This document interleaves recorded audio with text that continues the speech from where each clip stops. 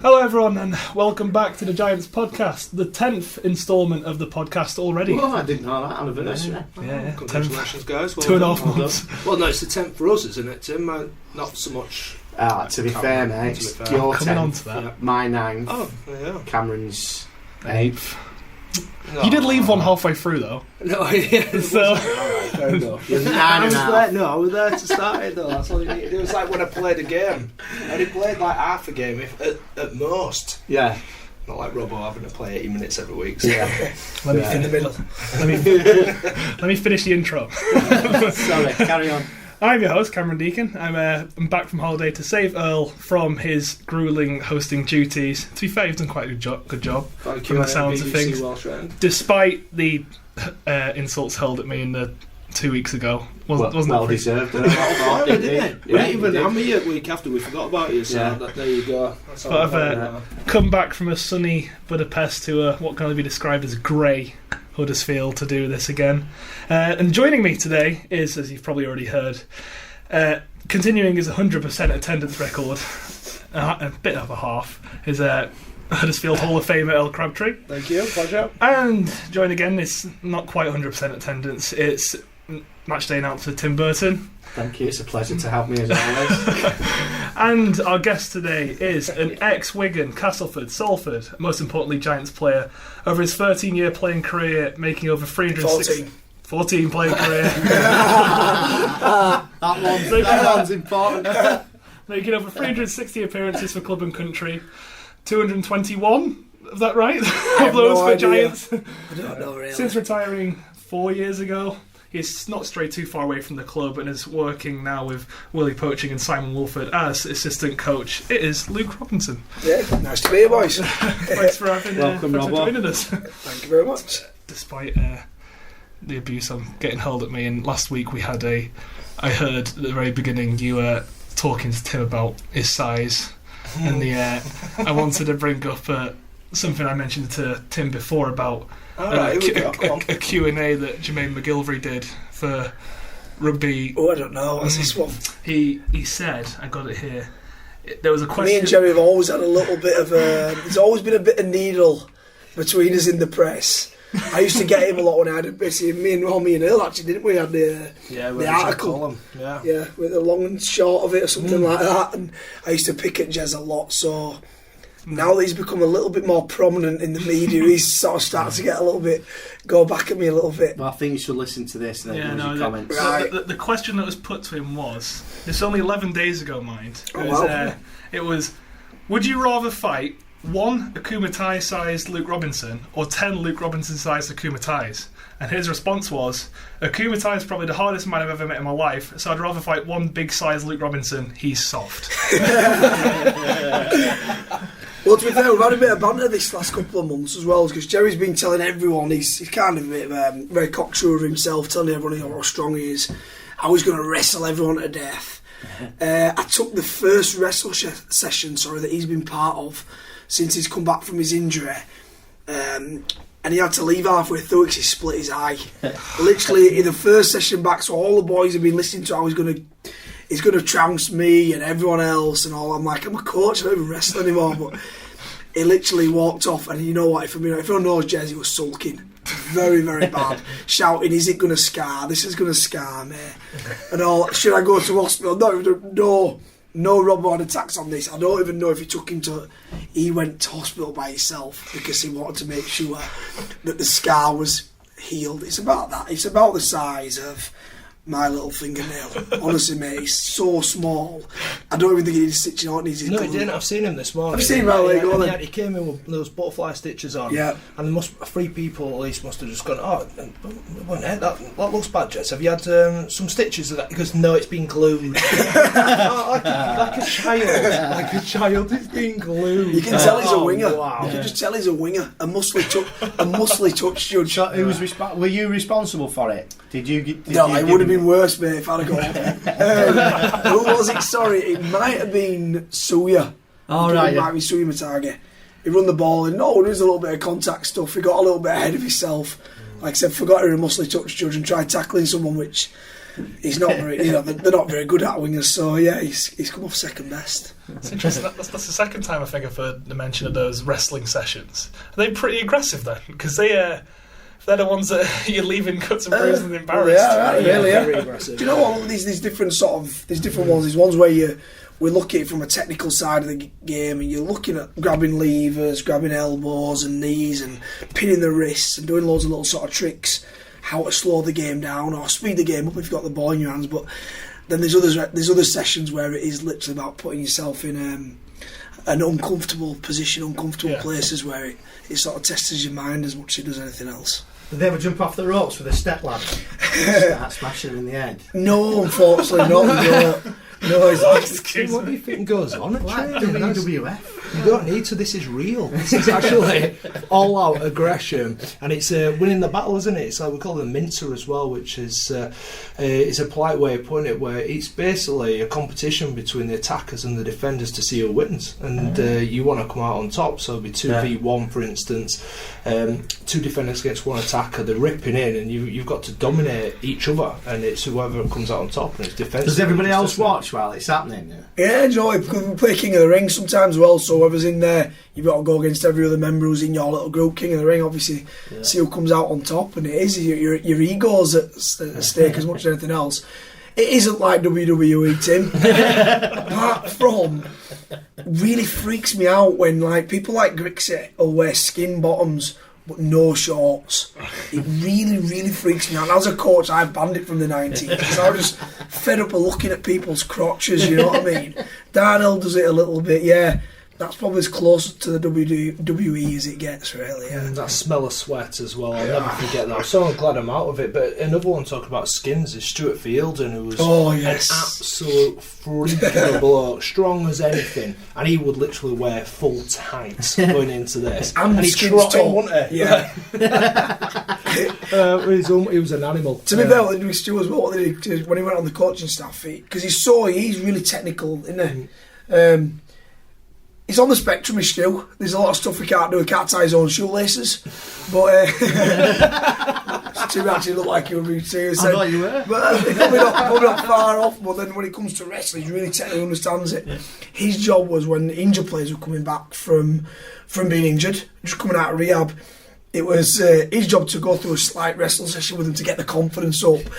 And then he'd come in, full skins on, wink at Blue would say, go easy on him, Stuart, give the old wink, nod, and then he just absolutely crucify whoever coming back from. I just remember it was Fooey just said, that's it, my career's over, I'm rubbish, I'm a weak old man. And so we had to actually take Stu out of that because everyone's confidence was getting dented. They were ramming their heads into the ground and everything, they were smashing their faces on the ground, and then he'd come back from a shoulder reconstruction. He was just throwing them into the ground at first. You know, if you won the wrestle, did you used to go easy? After. I've never lost a wrestle session. No, that's one thing. No. He's a big man. He's quite technical, aren't you, Will? Really. Yeah, judo background. You see, there's a lot of technique involved. Yeah. But in fact, the best person to wrestle with in a game was Robbo. We used to have a really good relationship in games. Yeah, it works very well, and just about talking to each other. And it felt like, I kind of just, because I was quite good at wrestling. Obviously, me being a small man, I had to use everything around, which, as you can tell, is my voice. So I'd pretty much use all strengths. I'd be like, I'd get in a tackle, I'd lock on, I'd be like, turn him to me. Yeah, I'll turn him to you now. And basically I'd use everyone else's sort of attributes around me, really. But yeah, we always did well. Whenever in a tackle together, we always felt like we were going to win it, didn't we? And then until Keith Mason or someone coming in like a bulldozer and nailing your he used to knock you off. He used to break your lateral damage. Oh, God, yeah. There were no thought process, really, was there? It would just fly in as hard as you fly can. In. Doesn't matter who you hit. One of you, anyone, everybody. Someone were going down. Either your own player or someone in the opposition when Keith were involved. Right, before we go to... I think we've got too far off topic already. What about this podcast? Don't think we even started. What was the question? Right, yeah. Born in Halifax, yes. Obviously. What got you into rugby? I think it was from I was already a 7-year-old. I think my mum and dad, I remember going down there. I played a bit of football. I was at Boys Brigade at the time. And I think they took me down there, and I didn't like it the first time. Actually, I think I didn't She didn't take to it for the first time. Well, the way you just described it then, it doesn't sound like it really. I don't know why. I think when I went down originally, I was a couple of years. Must have gone to a team a couple of years older than what I was. So obviously, I'm small anyway. Anyway, Surprised Earl hasn't mentioned that already, to be honest, because I get it all the time. Oh, do you? But he's not mentioned Right, it. yeah. Because he's twice the size of you. My sister, my mum, and then I went back down Siddle, and just I loved it from from that moment on. Really, it was just something that I took to really well, and it just sort of blossomed from there. Really, I was 7-year-old at Siddle. And when did you get picked up by Wigan? Really sort of strange. My sort of, I wouldn't say it was probably smoother than a lot of lads' transitions into first team more than anything else. It were Super League at the time were basically given, like we have now, scholarships to go out and spend money and create a system where you can bring kids through. Not only Wigan, but what everyone else did at the time. Halifax Blue Sox, Oldham were doing it, Wigan, Warrington. Say they got £100,000 from the rugby league to create these scholarships. They just went out and bought the best players. So Wigan came and bought me at a young age and offered me a little bit of money. At a young age, I was 11-year-old at the time, which is ridiculous. But at the time, I remember my dad sort of thinking, we're going to one of the greatest clubs in the world. You're going to get coached by the best, and they're going to give you some money to do it. It were a no-brainer. Were you not also a fan? I was a fan, so I were Halifax tied. I go to Thrumall every week, Halifax with all my mates. But Wigan was the Man United of Man City now, but Man United in my era of rugby league. They were winning everything. Half the team, well, not even that, probably 3/4 of the team were Great Britain internationals or Australian internationals, winning cup finals. So yeah, I was a fan. My dad used to drive me over a fair bit, and then. Like I said before, what happened was then is that a lot of times they realised that players wasn't progressing from 11 to 16. They were the best thing in their sort of competition at 11, but by the time they got to 16, they'd not grown, their ball skills hadn't come on for every different reason. They fell out of love with the game, so they stopped doing that. But fortunately for me and Wigan, I took to the game. We used to go over once a month to Wigan, and I'd get an opportunity to train with their scholarship. There was Sean O'Loughlin, Sean Edwards' brother, Gareth Thorpe, Kevin Brown, and it. Luckily for me, for a lot of kids it didn't work, but for me it was the best thing ever, because I was playing against the best players once a month, albeit, but I was getting an opportunity, and me sort of it propelled my career massively. Do you remember when you first got your break into the first team? Yeah, I was only 17, so at the time at Wigan, what they used to do at first is Darryl Cardis, a few other blokes in front of me, they used to move them into a little house at the side of Central Park. What they realised after a while is you can't move 4, 5, 17-year-old lads in who've never cooked, who've never washed before. Okay. What they realised after a few years was they went round there was certain DVDs just hanging around, like videos back in the day, takeaways and piles of clothes, because none of them would know how to wash or cook for themselves or do anything pretty much. So what they did for me when I got to 15, just leaving school, just going 16, I actually moved in with a family at Wigan, an old couple called Bill and Jean who look and act just like Jack and Vera Duckworth off Coronation Street, just the same. But they were lovely to me. I moved in there. So I moved in there, started playing academy rugby. I quickly got promoted from academy only after half a season from the academy to the second team at 16, and then when I just got to 17, I made my debut against Warrington Wolves. Right, and something interesting I noticed when you time at Wigan was there was a period where you were sent out on loan to Castleford. Yeah, that's right, and then you were. After 10 games, you were called back because of an injury. Yeah. And then you played straight away against Castleford. Yes, again. Very strange. What was that like? If you'd gone from leaving to playing with them and then have to play against them straight away week after? Yeah, one of the weirdest weeks. So I actually ended up at Castleford at the time. We played the grand final the year before. Probably weren't ready, if I'm being honest. We played against Bradford. I was only 19 to be scrum half. I was better coming off the bench, but Adrian Lamb had been injured. Anyway, that year Adrian Lamb got injured again. I was still only 19. Playing regular, and probably the team's form and my form wasn't great. So what they said is, look, we're going to put you out on loan, get a bit of confidence going, get a bit of confidence back. They bought in a few players, but more than anything else, it was Dennis Betts took over, and Mike Gregory, the coach, he'd been my coach throughout that time, and he said, look, you're going to sign, I want you to be part of our plans. He actually got motor neuron disease, did Mike Gregory. He got really ill that year. So then when he subsequently died, unfortunately. But what happened then is Dennis Betts took over, and he had some young kids coming through himself that he did in the academy, and basically one of those where he kind of chose his young kids who he'd had an affiliation with over myself. So I went on loan at Castleford, and if I'm being honest, it were probably, and I'll look back on my career, it probably made my career, because I'd gone from the penthouse to the bottom house, should I say. And it wasn't that Castleford a bad club, it was just at the time they'd made a lot of signings of us old players who wasn't really fit to play and had a really young side. So I went from Wigan, who were winning things and challenging, to Castleford, who were at the bottom of the league, and my confidence got knocked a lot because I got man at match a couple of times, but I think I only touched the ball about 4 times. I made about 50 tackles because we're getting beat like 60-0 or whatever every week. But like I said, looking back, it probably that little bit of adversity probably really, really helped me become the player that I became. But it were a really strange week. So then what happened was I was training all week with Castleford, or Monday, Tuesday. I then got a phone call off Wigan on Wednesday and said, Danny Orr's gone down injured, we're recalling you. I said, what, for good? He went, next couple of weeks, recalling you for this week. So I trained at Castleford Monday, Tuesday to play against Wigan. They called me back on the Wednesday, the captain's run, and played against Castleford on the Friday night. I actually scored first as well, which is no surprise because I've been training with them all week, so I know what they were good and what they were bad. Yeah.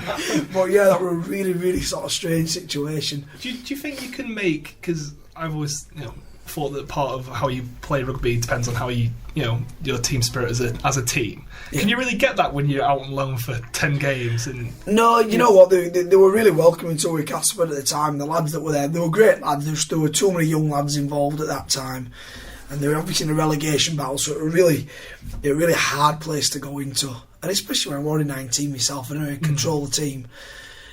So I know it's really hard to get that sort of camaraderie. I probably tried as much as I could, but when you're only there for a short period of time, it definitely makes it difficult. So it didn't affect you too badly then going back to Wigan? I felt a little bit, I felt more awkward than anything else. I never really wanted to leave Wigan, but then Dennis Betts took over, and then then I sort of thought, right, I'm going to stay the rest of the year at Castleford from the looks of it, and then end up going back to Wigan. So yeah, it was strange. Were you a man in that game? It was a strange one, really. I mean, it was just really weird. I've been training with them all week and I'm playing against them. It was just a strange feeling. Did you even get a chance to train with Wigan? I did one kind of captain's run. So I basically went back and did captain run and played.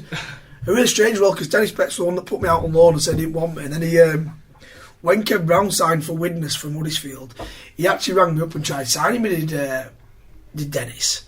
And I went, wait a minute, you sacked me at Wigan. Mm-hmm. Now you try to sign me again. Yeah. He tried to actually sign me at Widnes at the time.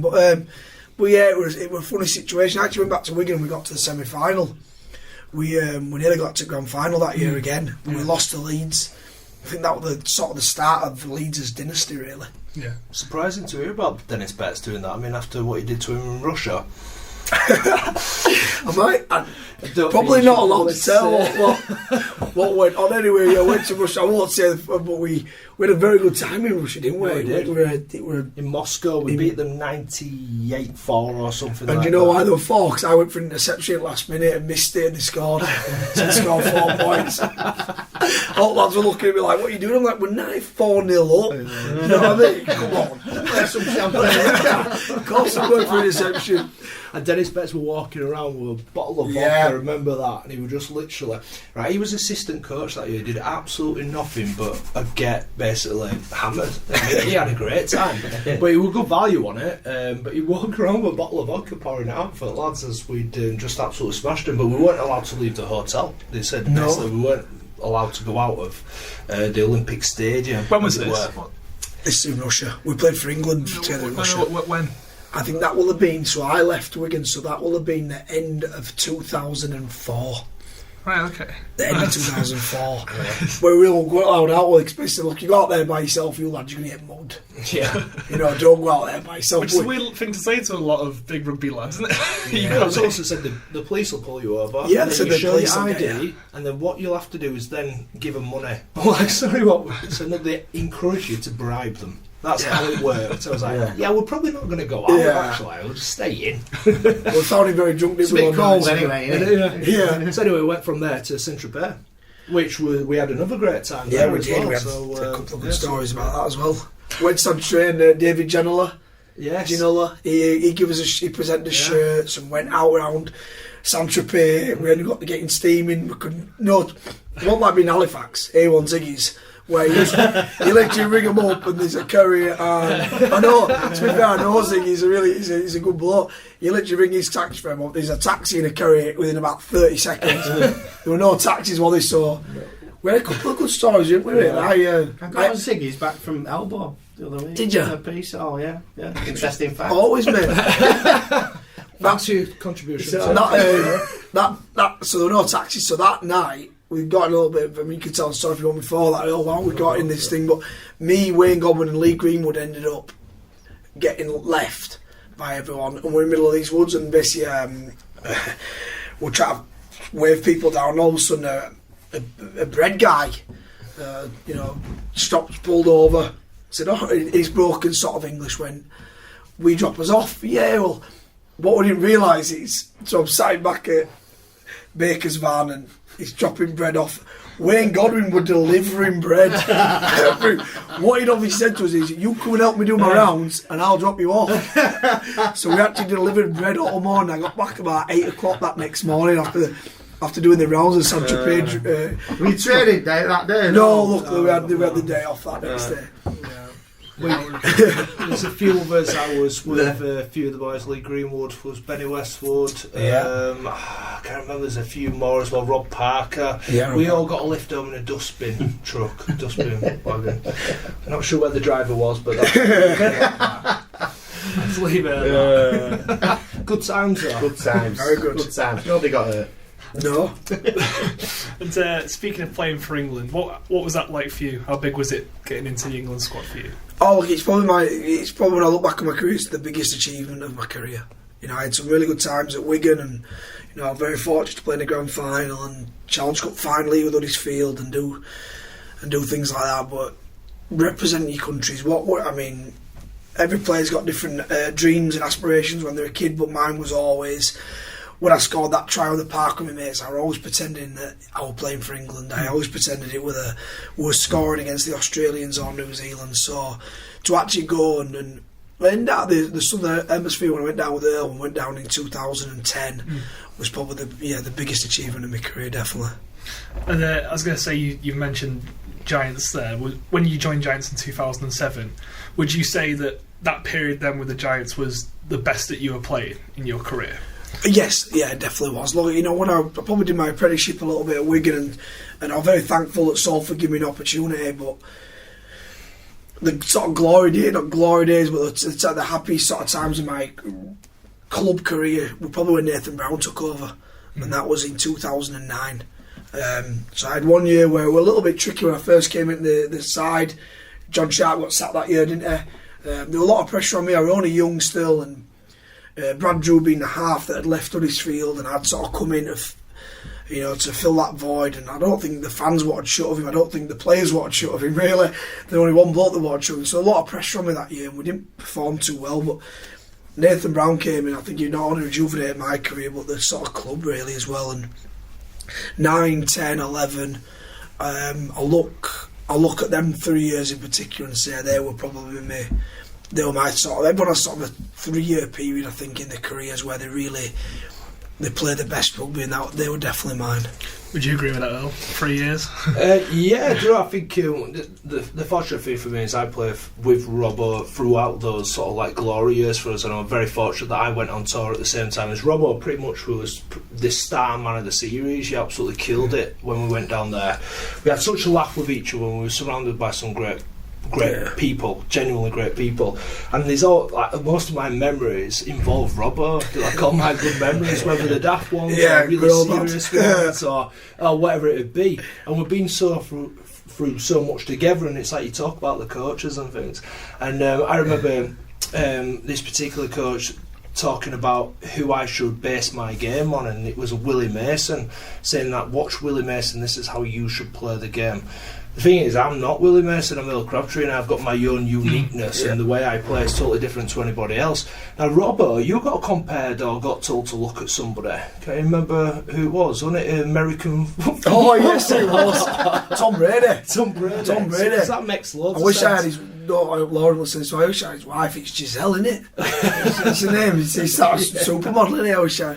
We're slightly different to me and Tom Brady. He's about 6'5", dark haired. I'm small, bent nose, and 5'6". And it's all different sport. And it's a different sport. Yeah, I did. I got some really strange advice, really. Yeah, very strange advice from certain coaches.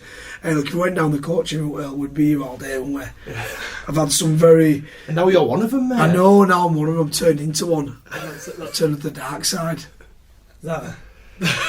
That's her, yeah. That's her. Well, not too bad, is she? A picture of Tom Brady's wife. She's alright, isn't she? I did, Brian, honest. Speaking of being a coach, I always like asking people who've become coaches afterwards, what's that transition like? Because you didn't, God, it couldn't have been long from how finishing as a player to becoming a coach for you. No. What was that transition like? It was very sudden. If I'm being honest, it was a little bit of a whirlwind for me. I felt like I was in a bit of a washing machine. Obviously, I knew my retirement would come in a fair bit before, but I didn't know it was definitely going to happen then. And then to get that news, and then to be told, right, you're having a hip operation, you're having a new hip, and then to all of a sudden be like, actually, a few months later, Blue got sacked and everyone moved on to actually 19's coach, you're a coach now.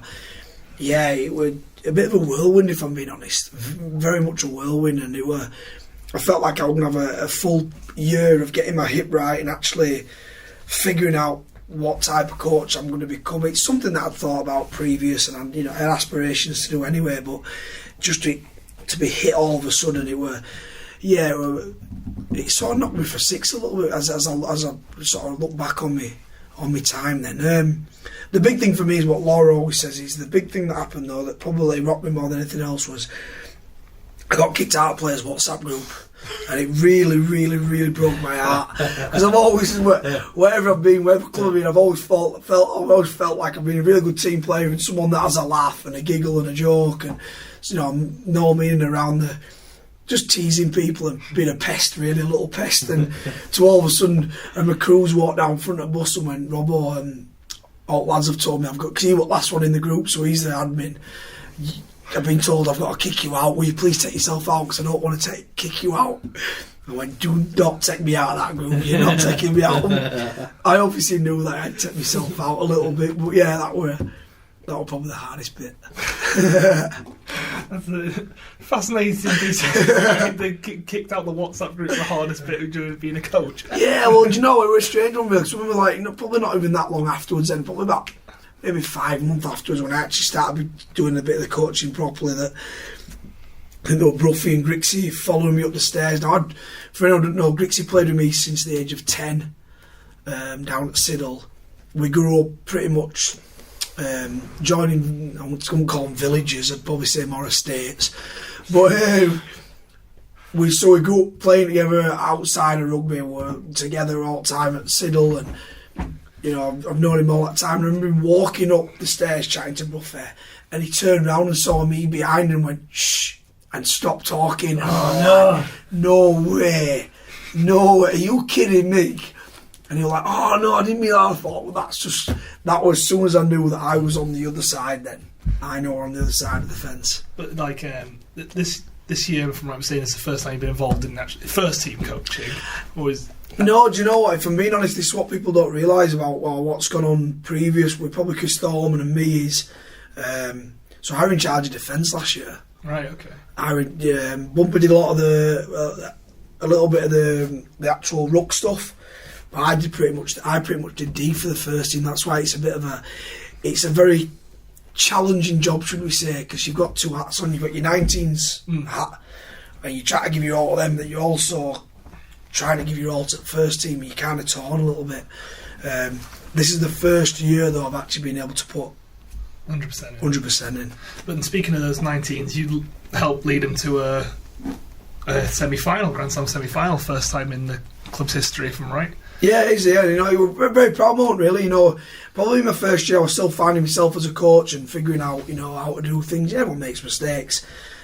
But I probably had to weed out a few kids as well. It sounds awful, but the way that I want to play is, I don't want people in here that just make up the numbers, really. I want us, and I had to kind of stamp my authority and stamp the culture on how I deemed a Huddersfield player should look and fit. And it's not always the greatest player, but it's the one with the right attitude and the effort-based stuff. And first year I probably struggled a little bit, but I think from that short-term pain, long-term gain, I think it helped us the year after, because I got them closer as a group and I trained them extremely hard.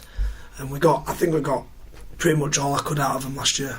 And now you're in 100% into the first team. How closely do you work with the youth academy now to help transition those players through? Is that all the time? Is that constantly on? Yeah, look, it's I mean, I coached them yesterday.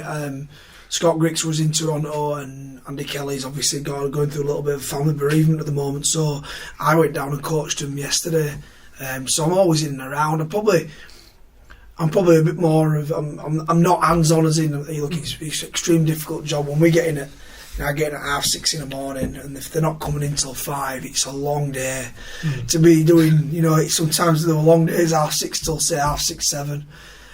So you can't do it every single day, but whenever I can help out or go down and do a scholarship. I know when Andy Kelly does the under 14s and bed the pathways, you know, I pretty much, they have 6-week blocks in them, and I try to lead them and make sure that I'm involved in them, because look, I know the players that are coming through are eventually going to be first team players, and we aren't a club.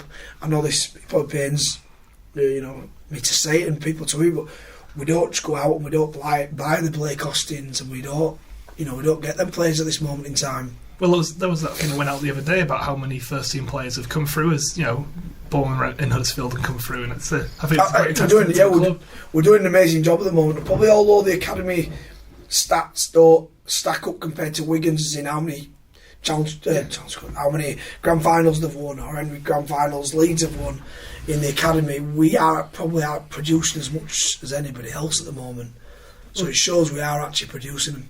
And I suppose that be all and end goal is to get them into the first team and get them playing regular, which is what's happening. I think it's a massive achievement compared to the number of kids actually playing rugby league in Wigan. Yeah.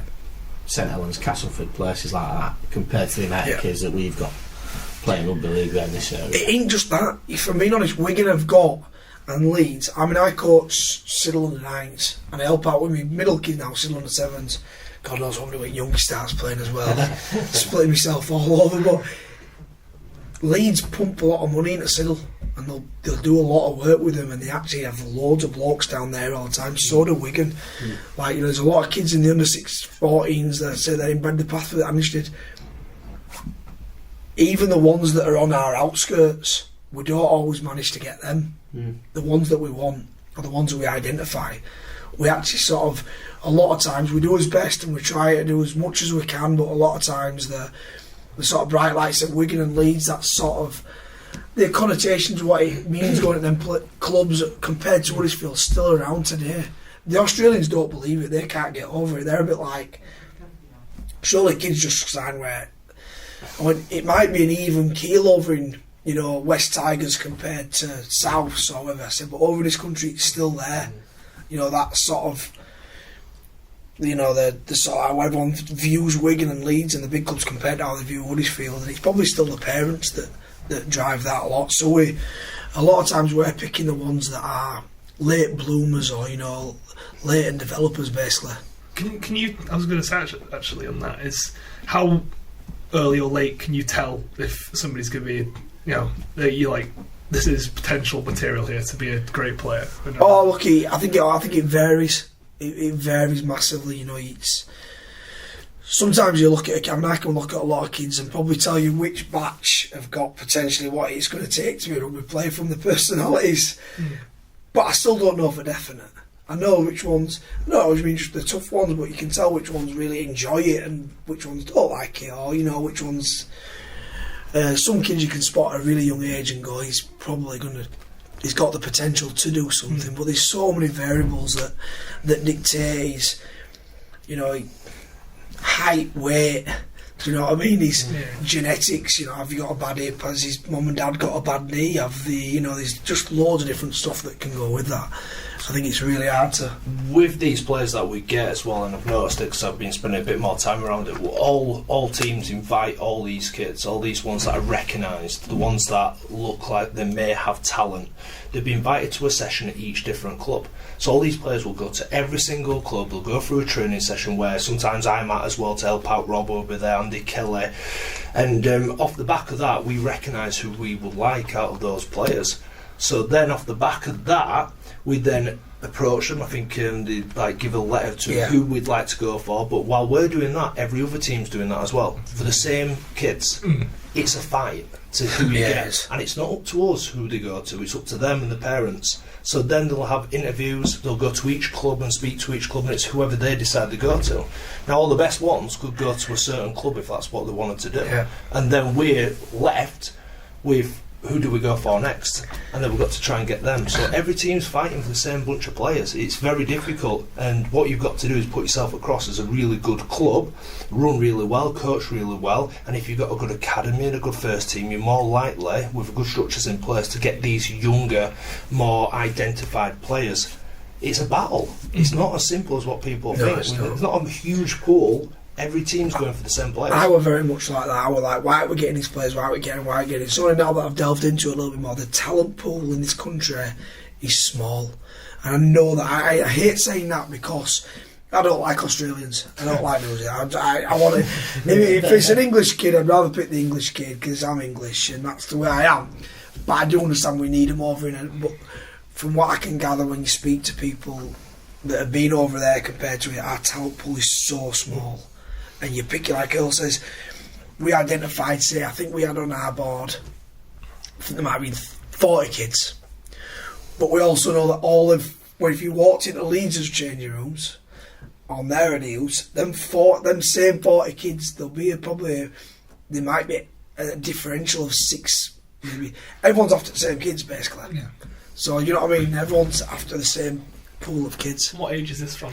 This is from the 14s. Right. So what they do now is, it's a strange rule. What if you get a kid at 14-year-old, you don't get any money or anything, but they sign into your scholarship.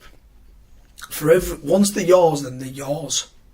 For every year that they're in your scholarship, when they get to 16-year-old, if we offer them a contract and they don't accept it, they can't go anywhere else unless somebody's willing to pay a fee. It works out about £10,000. Now that was supposed to help the smaller clubs. So if we got a kid and we need a little kid like Tim, I'm bigger than you. And we did loads of work with him, and we put a lot of time and effort in, and Wigan then came in, or Leeds or Saints, and tried to buy him, we'd get 10,000 compensation because all the time and effort we've put into him. I don't think it works like that, because I think because Wigan, Saints and Leeds go out and just cherry pick whoever they want. Yeah. It's them that are getting protected, not anybody else. And I know there's been kids that have gone to Wigan who actually don't see their careers or don't see a pathway because they see 3 other England centres in their position. They want to then come with it, but they can't. So it's a really tricky one. You pick, and you're wrong. It's wrong. We're making a decision at the moment that some kids will still be 13, but at 13, 14, we think they're going to be good enough to come to our scholarship, which you don't know if they're going to be that. You don't know if they're going to be good at that age. Would there ever be a situation where sort of we're going to watch, sort of rugby union?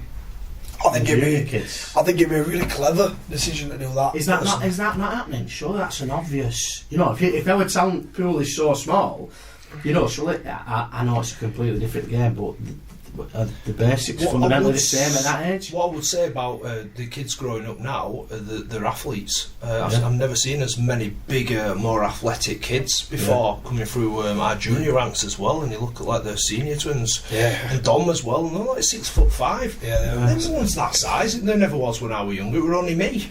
But now I'm surrounded by all these young lads. That Everybody are was always that athletic. size when I was at school.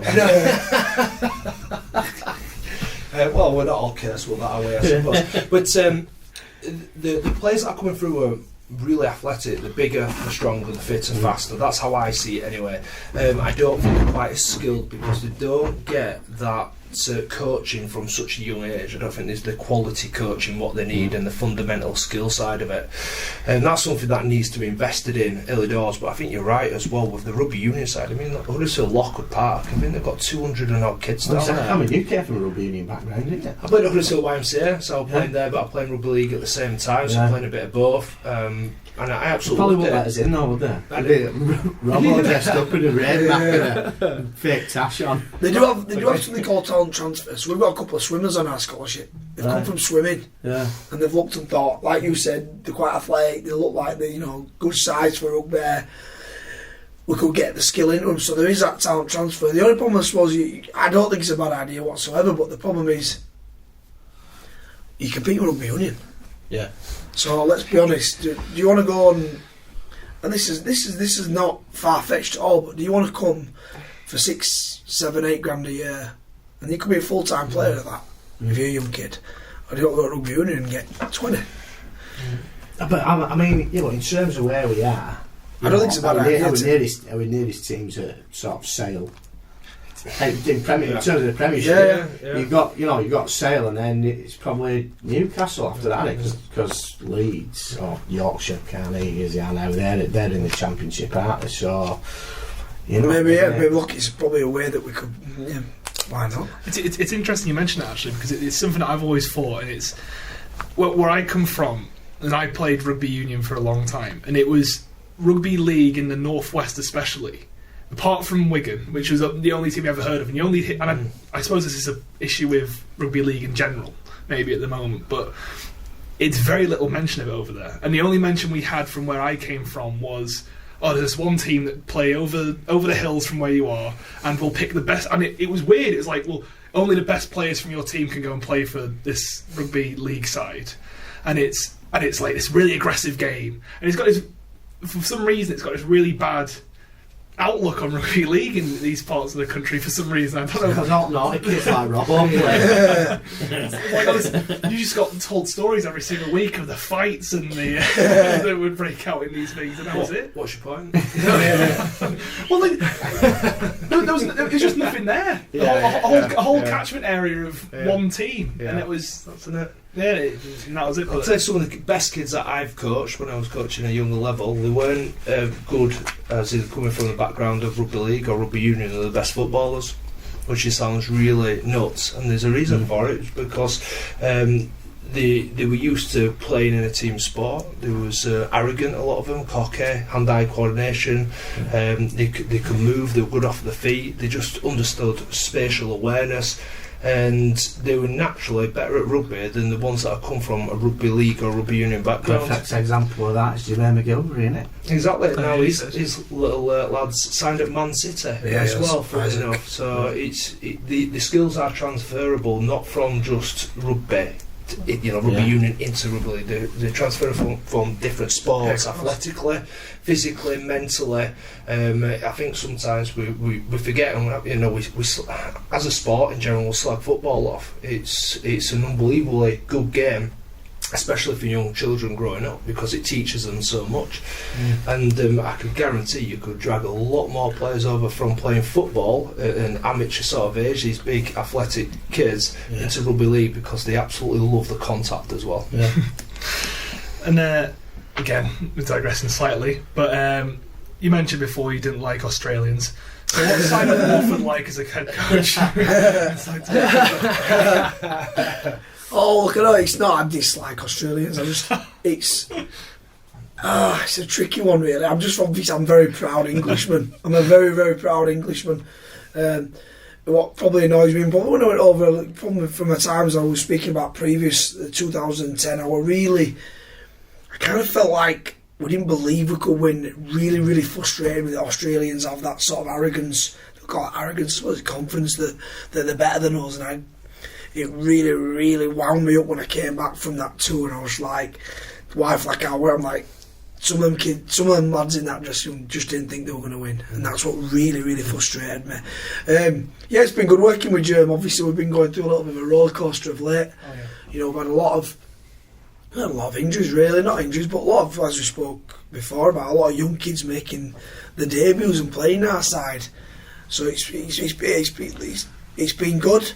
With that, we're playing young lads. It's quite challenging sometimes because with that comes inconsistency. And if you look at our sort of season as a whole, it looks like that's how it looks, up and down. And that's what happens when you've got young kids.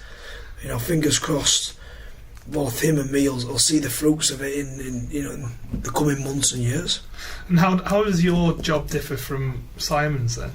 Because I've always been interested in that, what the added on that he has that you don't, or vice versa. Well, do you know what? They're very similar, I suppose. Very similar, from being honest. Except stick. Yeah, they're very similar. You look at the tactical side of the game as a group, and as a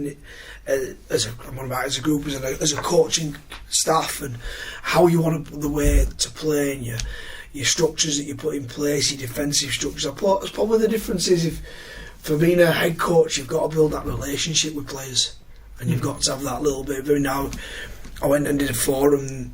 I'm very fortunate because I'm the Yorkshire under-18s coach, that I managed to have a sit down with Wayne Bennett the other week, and people ask what he's really good at, and that is it. It isn't in the technical side of the game, in the tactical side of the game. He's probably not. He doesn't seem like he's very into all that stuff, if I'm being honest. He's much into the relationships and building good relationships with people and having all that. And I think to be a good coach, that's what you've got to be as a head coach. Always surprised me this when they talk about Wayne Bennett and being a great man manager, because from the outside looking in, he always just looks really prickly with the media. He's not. Yeah, no, he's with media. Yeah. He is. But he'll say to all, he's like Jerry will say that as soon as he gets on bus, he'll go straight to the back of the bus and start playing cards with lads. Yeah. He'll be talking about all sorts of stuff away from rugby which aren't rugby related. He builds a relationship, works out what makes you tick, Yeah. And like I say, I think, let's be honest, he's been around the game for a long time, but I think he has a lot of his assistants doing the technical side of the game. He doesn't really bother with it. He just gets people wanting to play for him, and he concentrates. Gets them motivated. Gets them motivated, mate. He works out what makes them tick, and I think when you, as a first team head coach, I think that's probably the fundamental difference. I asked Jez about this as well, because he came back from the tour and he could see they were playing for each other, and every time he saw in the media, and he offered absolutely nothing, Wayne Bennett. He was awful. Yeah. And I just wasn't sure about him, so I just felt like I had to ask Jez about him. So I just asked him, and was like, look, is he as bad as what he looks, or is he actually alright? What's the crack? And he just went, no, he's absolutely brilliant. Best coach I've ever had by far. He's on side with all the boys. We train hard, but we really enjoy ourselves. We have a laugh, and he's just one of us. I was like, really surprised by that, because looking from the outside in, it doesn't look like that. Yeah. But from just saying that straight away, I was like, he must be good then, because he just wouldn't have said that. That's no, I don't. Yeah, exactly. What is it going to go against us, because he's the operating as Agent Bennett now for the NRL? Undercover Agent Bennett.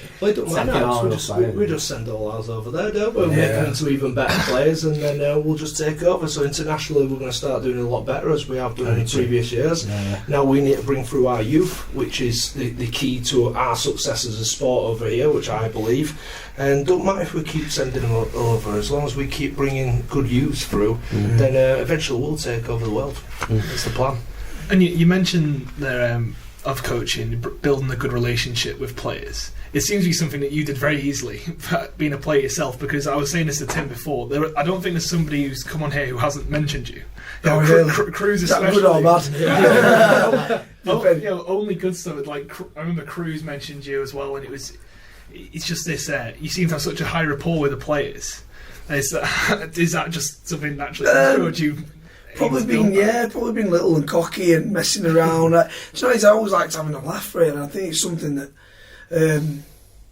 just having that natural rapport. I think when you're a half or you're a pivot or you're playing in them key positions, you have to have a relationship with everyone anyway. I have to have a relationship with Earl as my prop, but I also have to have a relationship with my winger because I kick the ball to him, or I need to know where he was stood. And I've always enjoyed that side of it, and probably has made it a little bit easier knowing that I probably got the respect a little bit and they've got mine because we've played together before, and with that becomes trials, and it sometimes makes it a little bit, for me at first it made it a little more comfortable. I know Nathan Brown struggled with it a little bit at first because he went from St George player and captain to coach. I know he struggled a little bit with that transition. But say that again, he slapped Trent Barrett on the oh side. yeah, he slapped Trent Barrett on the face, didn't he? Because obviously he's his mate and he's a coach, and he's like, come on Trent, and give him a little whack or whatever. The media are all like, oh my god, what's going on there? But yeah, it probably has made him unlucky. It's something that I've always, as Earl will tell you, if you don't like your coach, you won't play for him. And you don't. It don't matter how good they are, what they tell you regarding the technical side of the game. If they don't, one, they don't respect you, and two, they don't like you, they won't play for you. So I'd like to think that I treat the lads with the same respect that hopefully they'll treat me with. You know what I mean? I have a laugh with them, I have a giggle. I actually show them the human side of the game, of myself. Sorry, you know, and hopefully that continues wherever I go, whatever I do. I think obviously, you know, you and Jim must have got the respect out of the lads on Thursday night. It's a great result against Salford. You want to talk us through that game before we move on to preview of the Catalans game? Yeah, well, look, it were a much needed win.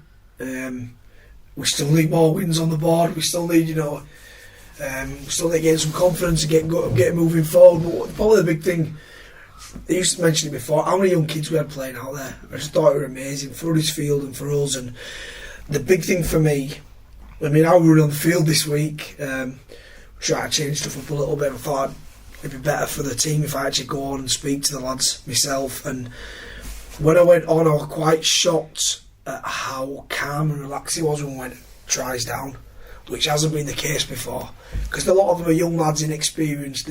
I won't say they panic, but they've not been put in them situations before, so they don't know how to handle it. And they were really calm and composed, and actually I thought that was the most pleasing thing out of that. Was not we won the game, but that was obviously great, but it was the way that we went about it. Actually came back from a little bit of adversity. And I was going to say that actually, because it's what goes through your head as a coach when after that poor run of form, then you go early on 8-0 down, and it's what do you have to say to teams? Well, you try to keep them calm until you try to talk about the process as opposed to the outcome. So you're not talking about, talking about scoring tries or how you score tries. You talk about the process things. It's the little things. It's the next job. Basically, try to keep them calm. And because we looked good with the ball in the hand, hadn't it? It was just a few errors that had, we've always looked good with ball all year, mate. I think we were only 6 weeks. Man, it won't even be 6 weeks. About 4 weeks ago, Matty Titchen came to me and said, "We've scored the 4th most tries in Super League." And I went, "What?" He went, "No, we've got the 4th most in Super League." I went, "Right." But I realised, so we don't need to score points. When we're scoring points, the problem is we haven't got enough ball to score more points, or we're a little bit gun-ho, so we either score a try or we drop it. There's no in between. Seen games out as well, lost. That's the problem, 3 by 1 point. 3 by 1 point, but we worked out that we give the most. We also worked out from a defensive aspect, we've got this is about 4 weeks ago, so it might have changed, but we had the second most least missed tackles in the league. So we score 4th most tries, we've missed the second least amount of tackles. We've also worked out we're a country mile ahead of everyone in penalties. So what happens is when we've got the ball we score, when we're defending we don't actually miss that many tackles. The problem is, because we give that many penalties away, we just do way too much defence and not enough attack. So as actual attack's been fine. We score tries. As defence actually is alright for a certain amount of time, but we can't sustain it. And it's the penalties that we've worked out. That's a big one. What I'd say about the game the other night against Salford is, which is a good thing and a bad thing at the same time, is the fact that there was a lot of senior players making mistakes. Like Cloughie and Jets made a few of them. Yeah. The good thing about that is they react so well off the back of making mistakes. Young kids sometimes fall into this horrible hole where they make a mistake and it's the end of the world and they can't get over it. Whereas senior players, they've done it 100 times before, thousands of times. They've made a mistake, they move on quick. It's what's next, as Grixie would say. young kids find it hard to get out of that. So if you make it, there's a senior player, although you're disappointed that they've made a mistake they shouldn't, they quickly get over it and they make up for it. Yeah. And I think they did later on in the game. I thought Clough played some of his best rugby this season in the second half, especially. It's like he just had to have that little bit of a kick up the backside, giving away a shocking offload to then play out of his skin. Yeah. And Jess got better as the game went on as well, making some big carries, big meters like he always does. And then the young kids just played, and it was great to see it. Ollie Wilson, I thought, was spectacular for a young kid coming on and showed a bit of aggression as well. He's really aggressive. He got a little bit of an edge to him, was Ollie. So I coached him at Yorkshire under 18s last year, and I obviously like him because he's an Halifax kid as well. So I know that he's tough as teak. But as soon as the Yorkshire game finished last year, the second game, I spoke to Richard about Ollie and said he's a kid he's gonna be good. He's only a young kid, but he mixes it like he's a. I don't know, as Earl will tell you, props normally don't mature till the late 20s. So he's only 19-year-old, so actually mixing it with them older blokes, he shows he's got a big future ahead of him. It looked like he played, 50, 100 Super League games. He looked confident. He never looked like he'd not played Super League before, did he? I had a little chat with him today as well, just to say well done and what I liked about his game. Just obviously being there in that position myself for a number of years, I thought it'd be a good opportunity just to say how impressed I was. Asked him about it. He said he found it fast, and I was looking at his stats as well. His stats were good, as in he made quite a few carries, but he only made about 16 tackles. Right. So he did feel tired a couple of times, and you have to sort of explain. It does get hard in that middle when you're doing the back-to-back tackles. It's just not switching off, which is something he'll have to get used to, because although it was a great debut, it was fantastic, it will get tougher, it will get more physical, and it will get harder in that the work you do if you're on the back foot. Luckily they came on, injected energy with obviously Matt English as well. Fantastic debut. He'll go on to bigger and better things quite naturally, but it's a tough old road playing in the middle. Not only that, but the expectation on him will get bigger, won't it? Because he's had a good debut, and we're saying he's played well, but that expectation on him every week, to do it week in, week out, is going to get more and more, isn't it? Yeah, I think fans probably have to have a bit of patience as well, because he is young, and he'll have some belting games, and I think he'll probably remain more consistent. It's easier, I think, to a certain degree in the middle, because you're not like a centre where you can get skinned all the time, people are running at you, but it gets so tough in that middle, as Robbo will testify as well, when you're getting players just running at you constantly. It's a tough physical play, so you'll need looking after a little bit, that's all I'd say. But what a fantastic prospect he is. He's one for the future, definitely, as in the present as well, to be fair, because we do need that energy, that enthusiasm, and also a little bit of lack of respect. I think sometimes we show the opposition a little bit too much respect. First tackle, we were pushing people off, and I was like, I like him instantly. I liked him just because of that. I watched an interview with Adrian Morley the other night, and he was saying when he came up against Australia, was he playing for the Roosters against Brisbane? I can't remember. They were lining up, and Gordon Tallis was on the other side, and he said, and Gordon Tallis started to eyeball me, so I started to feel a little bit frightened, and I thought, well, no, hang on a minute, if Gordon Tallis is eyeballing me, he must think I'm a huge threat. So no interesting. If Gordon Tallis started eyeballing me, I'd absolutely crap myself. He's one of the most fearsome blokes that's ever laced up this book, so he's alright to be a little bit petrified. Quick question for you: how many points do we need? How many points do you need to be safe in Super League this year? Everyone keeps saying that. Well, at the moment we're only 2 points off bottom with 4 teams, and then there's 2 more teams above us with 2 more points. So I think this season normally it'd be probably only about like 26 or something like that. You'd normally say it'd be. This could be into the 30s. Yeah. It really could. I mean, there's that many games left, and everyone's beating everybody. You'd be pushing about 30 points to make sure you're very much safe. The thing is, you don't want to rely on other teams around you, do you? With London especially, because the brand of rugby they play is fantastic. They score points and they play for each other. they'll pick up a couple more wins, I'm sure, at least. They come out of nowhere with wins against the top teams, don't they? All over the place. Yeah, do you know what? I'm with Earl. They've got a really, really good team spirit. They actually went about it a little bit different. Normally what happens is, when you come up from the division below, you recruit a full new squad. They actually kept the vast majority of their squad together. I think it helped the team spirit. I do think it's helped them as well, though. I know Wakey went sightseeing before they played them. I know Saints rested their best players. I know Wigan rested their best players. I don't think teams are going to do that anymore because they're realising that you can't do that against this team because they're a decent football side. They throw the ball around on the artificial pitch. You know, and they've got a really good team spirit, so they're no pushovers. And I'm with it. I still think they'll pick up a couple of wins as it goes on. I still think it'll be harder for them now because I don't think teams will rest players anymore. And what's the preparation been like for the lads this week, coming up to the game on Friday? Yeah, pretty good. Yeah, it's been pretty good, pretty intense. Everyone's trained. We've trained pretty good. Everyone seems to train well. We had a really probably his toughest session is today, where they were rating it pretty hard. Really, I think there were a lot of them rating it 9, which I'm like 9. It's a game, is that 9? Never mind.